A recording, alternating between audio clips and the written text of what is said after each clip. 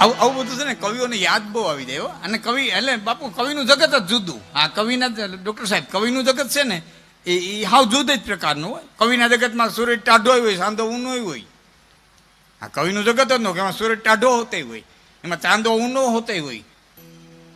એટલે તો ભગવાન કૃષ્ણે વિભૂતિ યોગની અંદર 10મા અધ્યાયની અંદર કવિને માણસને જુદા પડ્યા. બોલો, મનુષ્યની અંદર હું રાજા છું એમ કીધું, મનુષ્યમાં હું રાજા છું, અને કવિઓની અંદર હું શુક્રાચાર્ય છું એમ કીધું. એટલે માણસને કવિ નોખો પડ્યો કે મનુષ્યમાં રાજા છું એમ કવિ નો આવી જાત.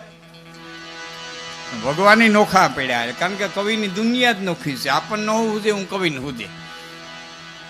હા, બે કવિઓ નીકળેલા, એક સારસ અને એક સારસી, મરેલા પડેલા. એટલે એક કવિ બીજા કવિને કીધું કે આ બે જીવ મરી ગયા છે, કે મરી ગયા કોકે શિકાર કર્યો લાગે. કે ના, શિકાર કર્યો તો શિકારી લઈ જાય ને. બીજું, આને કઈ ઘા લાગ્યો નથી, કે આને કોઈ જનાવર કડી ગયું. ના, જનાવર કડી ગયું હોય તોય લીલું કાસ જેવું શરીર થઈ ગયું હોય. કે તો આ બે ના પ્રાણ કેમ વ્યા ગયા? એટલે કવિએ જોયું તો ઠીપકામાં થોડુંક પાણી હતું. એટલે કવિએ કલ્પના કરી કે કવિરાજ, કે મને એવું દેખાય છે કે શું, કે બે તરસના મેરા ઉડતા ઉડતા ઉડતા ઉડતા પંખીડા આવ્યા છે, ને પાણી જોયું છે, ને ઉતર્યા પછી પાણી એટલું છે કે એક જ પંખીને થાય.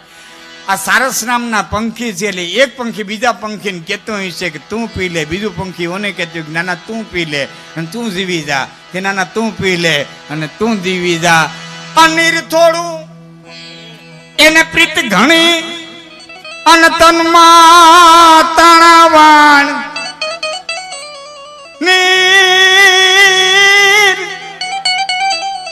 નીર થોડું પ્રીત ઘણી એને તનમાં તણાવાણ. પછી તું પી તું પી તું પી તું પી તું પી કરતા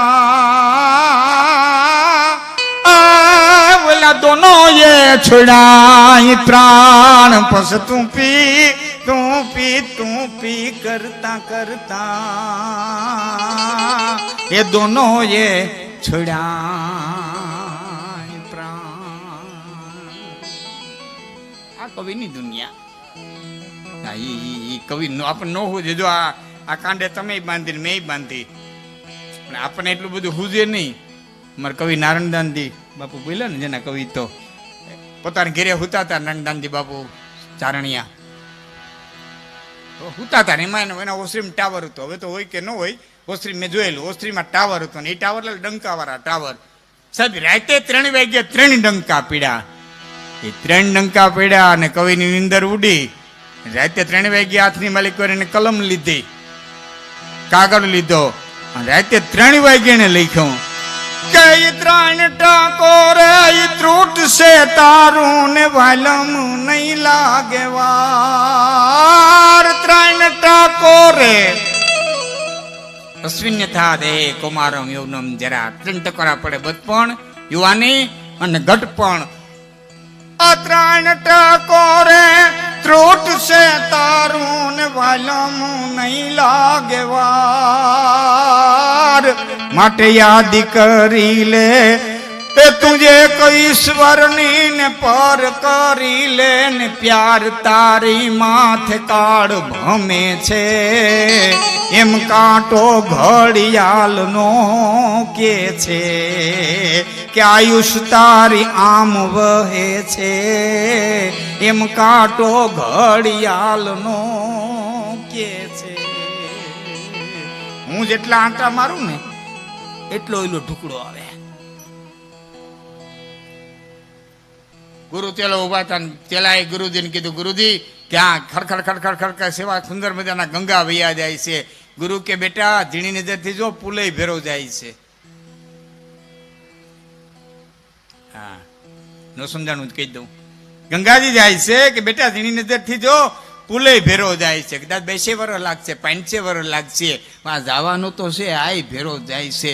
એમ તમે હું બધાય કાળના મોઢામાં જાય છે. ધીમા ધીમા ધીમા ધીમા ધીમા ધીમા હવ આજ ને તો કાલ, કાલ ને તો 5 દી પછી તો હું કરું હો કે કૃષ્ણ કૃષ્ણ તું કાયમી કે જેન દે જઈ રંક ને દાન. મારે ભીખામાં ઘણી વખત વાત થઈ. બારાડીમાં લાખો રૂપિયા ગૌશાળાઓ પાસે છે ને ગૌશાળાઓમાં થાય છે. અમારે હમણાં જ રાજપરા વાત એવી થઈ હતી કે એમાંથી થોડાક પૈસા ગાયું માટે તો ઘણું બધું છે અને થાય છે, પણ એમાં થોડાક પૈસા કોઈ ગરીબની બેન દીકરી ભણતી હોય ને એને જો આપવામાં આવે અને એ જો ટેલેન્ટેડ દીકરી કોઈ સ્થાન પ્રાપ્ત કરે.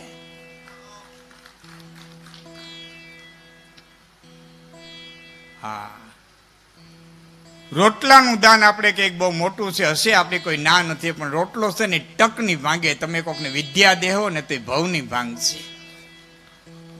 રોટલો ટકની ભાંગે, વિદ્યા છે ને એ ભવની ભાંગ છે. એને રોટલો હાજો કરી દેજો, બધી કમાઈ લે.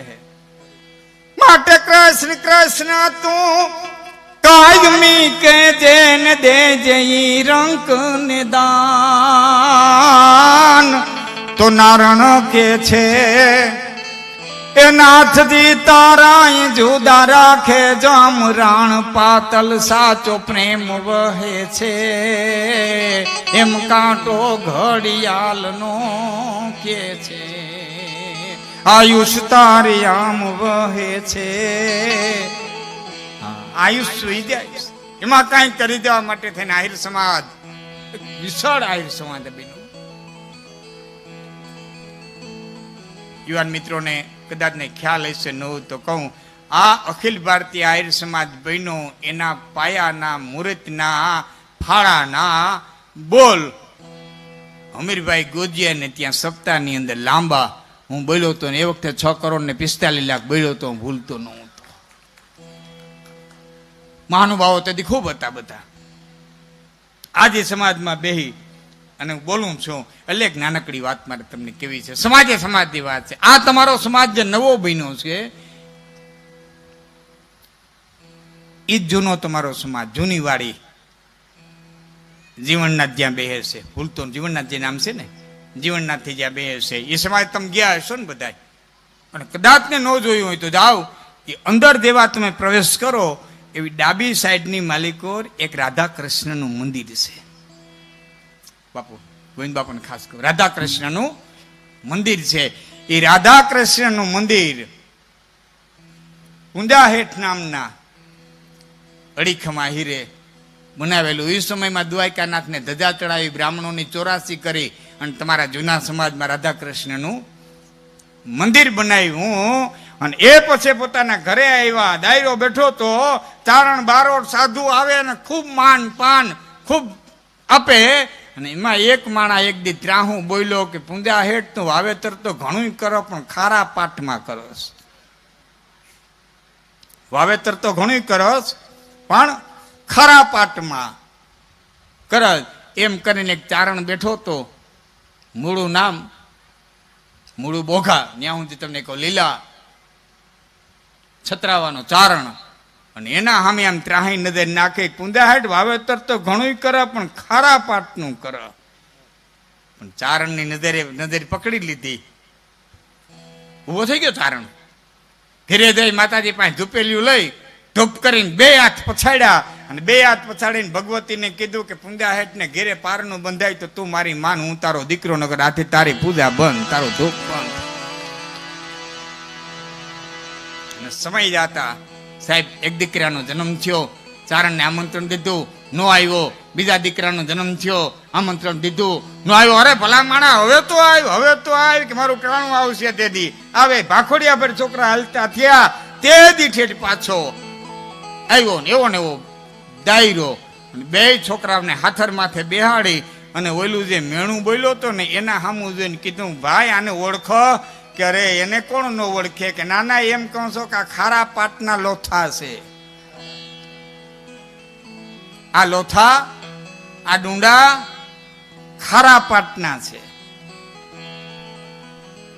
મોટો દીકરો એનું નામ એભો હેઠ, નાનો માફ કરજો, મોટો દીકરોનું નામ ભાઈઓ હેઠ, નાનો દીકરો એનું નામ એભા હેઠ. એભા હેઠના દીકરો રણમલભાઈ, રણમલભાઈ દીકરો નટુભાઈ ભાટુ. આ વાવેતર વિનાનું દુનિયાના પટમાં કઈ થતું. 502 દીકરીના લગ્ન મામા સુરત કર્યા. આ વાવેતર આવેલું આવવું જોઈએ. તમારે ક્યાં વાડી છેટી છે? કાલે વાર આંટો મારી આવતો ને જોઈ આવતો ને, ત્યાં બોર્ડ હોતે મેળવ્યો છે પૂંજા હેઠનો, તકતી મારેલી છે. એ નરેશભાઈ તને તમે સંભાળતા હતા, લે અટાણ છે દેખાડું. ભાઈ રમેશભાઈ ચાવડા સાહેબ ક્યાં ગયા છે ને? હા, હારી ઘડી સંભાળ, મારું ધ્યાને અટાણે પડ્યું. બોલો, ભગવાને મને કંઈક આહિરવારે લેણા દેવી દીધી છે. નાના યુવાનોથી માંડીને એટલા વડીલો સુધીના બધાય ગામે ગામના મને ઓળખતા, હું ગામે ગામનાને ઓળખતો. હા, એવી કંઈક લેણા દેવી છે. અને એ કુદરતી બધી લેણા દેવી જે કાંઈ છે. પણ કૃષ્ણ કૃષ્ણ તું કાયમી કહેજે અને દેજે રંકને દાન. ઈશ્વરે તને આપ્યું હોય તો એને આપતો જાય. વિદ્યાદાન જેટલું દેવાય એટલું દેજો, કારણ કે એનાથી રોટલો ખાધો થાય. અને આ બધી વાતોની તમને ખબર છે, હું કહું ને તમને ખબર પડે એવું કઈ છે નહીં. આ તો અમારા મુખેથી નીકળે એટલે વાત થોડીક દોહરાય, અને દોહરાય એટલે બેવડી ગાંઠે ગાંઠું પડે. બાકી આ બધું તમે જાણો છો, નથી જાણતા એવું કઈ નથી.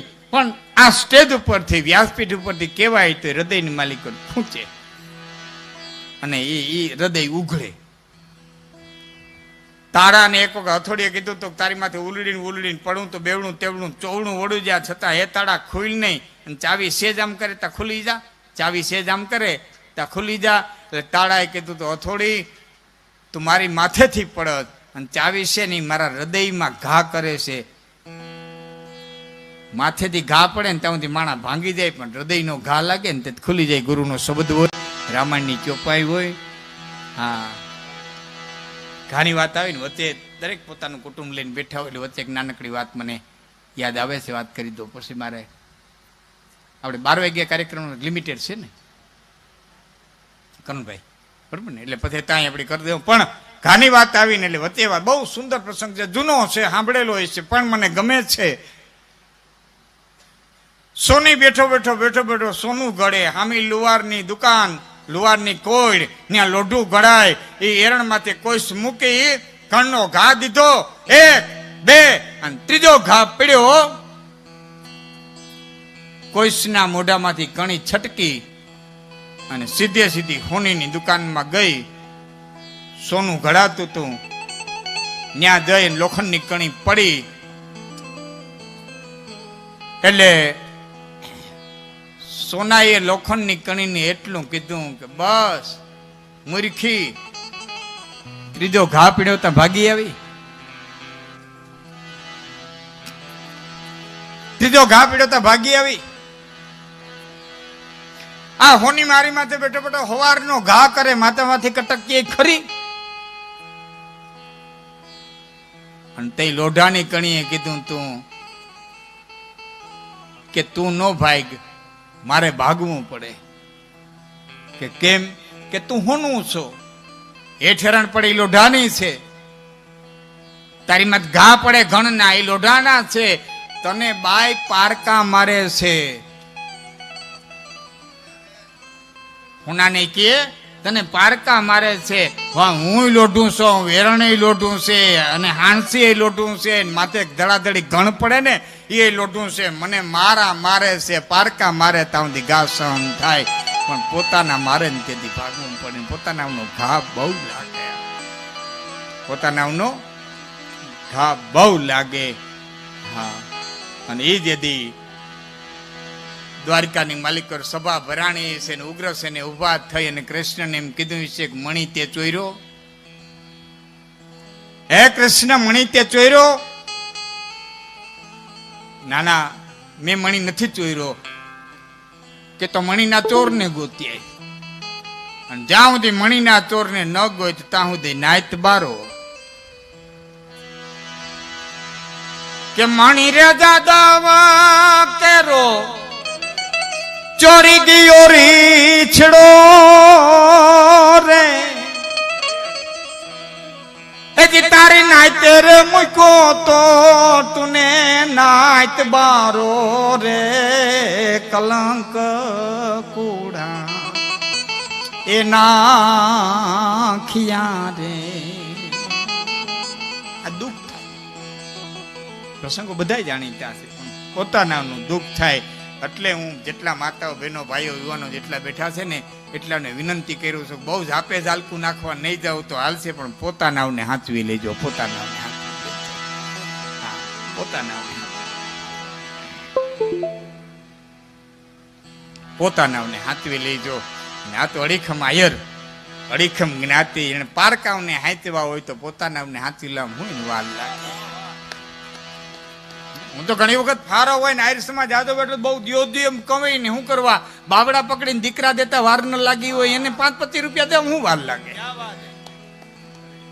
કાળ જાય કેણી રીએ પનેરીએ ભલાની વાત, એ પસ સમુદર લંઘી સાત, એ બોલી મોર રે હાલે ઈ મેપડા ને પમો